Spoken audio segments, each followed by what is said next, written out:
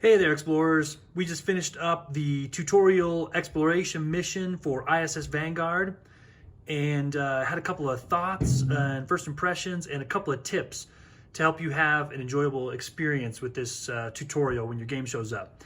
First of all, before we get to that, we've got our heroes here, and it points out in the game that it doesn't matter which models you pick to represent your character. You can pick any ones you want.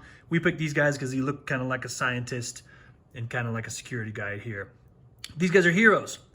They just crash landed on this alien structure and they're going to achieve the mission no matter what. But guess what, guys? These are fake heroes. The real hero is you.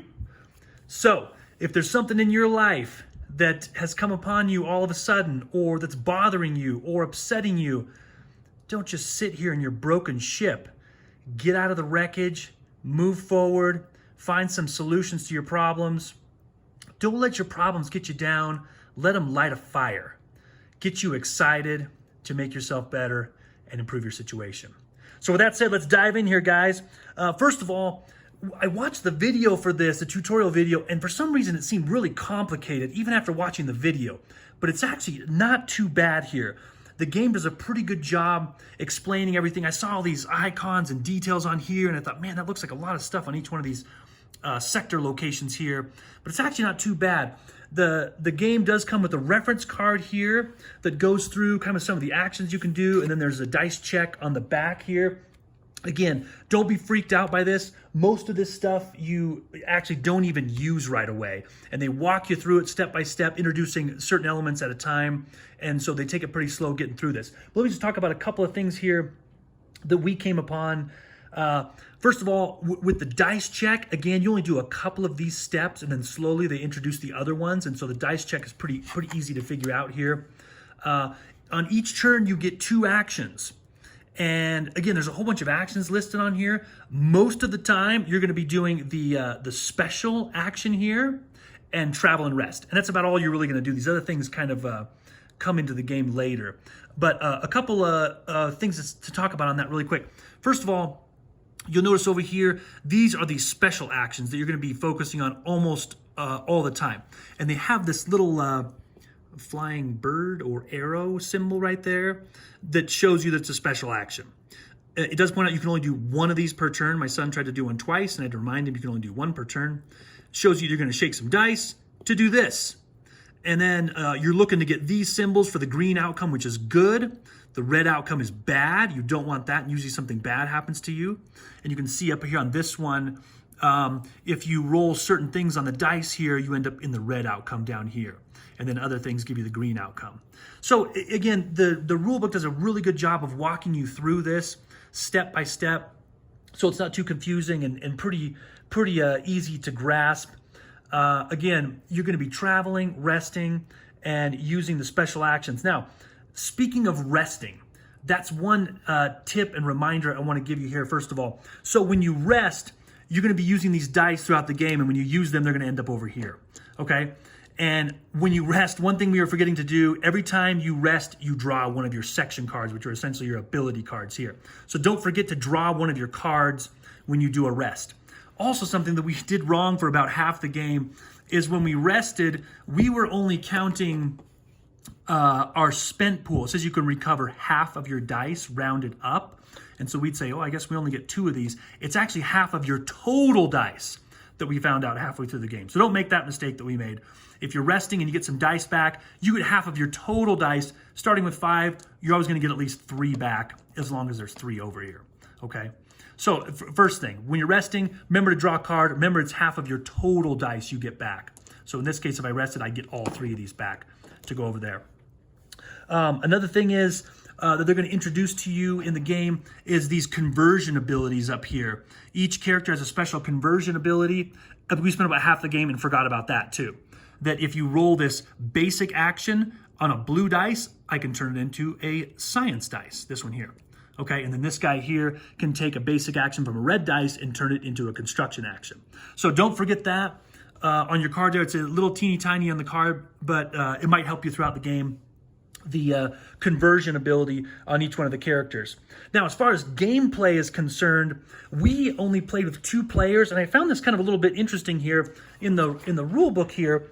It says that all the sections are going to be represented. So depending on how many people are playing, if you're playing with 1 player, you got to play all 4 sections. 2 players, you're going to split them up, and obviously 4 players, each one gets 1 section each. But when you play this tutorial mission, they tell you that if you're playing with 2 players, you're only going to use 2 crew members on the away team. So that's what we did. We used only 2 crew members on the away team because there was just 2 of us playing. And I will say, it did make it a little bit easier to learn because there was only 2 of us and just kind of going back and forth. But I did notice that a 3rd or a 4th player would have been really helpful just because you find yourself kind of all over the map here. And another player or 2 might help out to do some exploring. I'm not sure how it's going to work out in future missions, but just keep that in mind. If you want to play with 2 players, it's a little easier to kind of figure out because there's just 2 of you. But you don't have as much board presence because there's just 2 of you. The game doesn't really change or scale at all so far that I've seen with 2 players. You just get the 2 guys for the starter mission. And I imagine in the future, you'll be able to take more. Maybe so, maybe not. I guess we'll find out. The other thing is, speaking of the board, I was a little bit worried about this because I really like map tiles and I like to see, are we in the forest? Are we in a cave? Are we in space? And that's not really the case here. You have these sectors that you move from one to the other, and there's different ways that allow you to move from one sector to the other. So I was a little bit worried about that, but the game has plenty of theme, and the thematic element of the game is great. First of all, the log entries that you read are totally awesome and totally paint a picture for where you are and what's happening. And on each one of the cards here, there's a little blurb about where you're at. As you play, new cards will get laid out here, new areas you can go and explore. Depending on things you do, those cards will be replaced with another card where something else will happen in that area.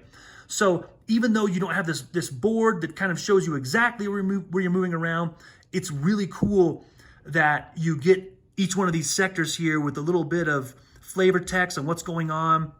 And there's plenty of theme in the game combined with that and the logs in the book.